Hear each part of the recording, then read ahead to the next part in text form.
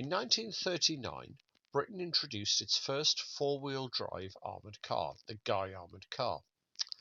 Now, the problem with that was it couldn't be produced in numbers. Guy only ever produced 101 of them. And it was decided in 1940 that something needed to be done. And the solution was this vehicle, the Humber Mark I. Now, the Humber was produced by Carrier and was based on their KT4 chassis. And it literally was the KT4 chassis with the engine moved to the rear, and then a Guy armoured car hull dropped on top of it. Now, this is the Mark I. There were later marks, all the way up to the Mark IV, but they are very hard to distinguish from the Guy Mark 1A. They have some very interesting features.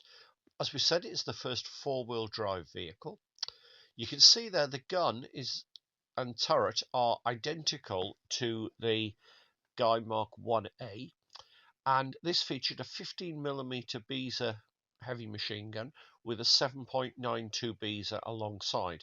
The original Guy had Vickers 50 cal and 303. You can see there's an awful lot of stowage boxes, and there's also a lot of internal space. It's surprisingly spacious for an armoured car, although it is quite tall. And as a result, the Guy actually was used by the Coates mission, whose job was to evacuate the royal family in the event of a German invasion. Now, the Humber went on to be used very successfully throughout the war.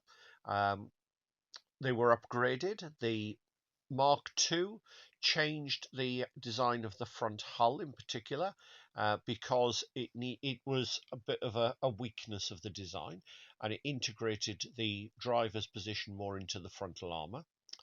Later versions changed the armament, and it actually went up in the Mark IV to a 37mm gun taken from the Americans, and that was quite successful. And a captured one from Normandy was actually be used by Grabner when he was crossing the bridge at Arnhem, which you can see in the film A Bridge Too Far, although they didn't use the Humber for that.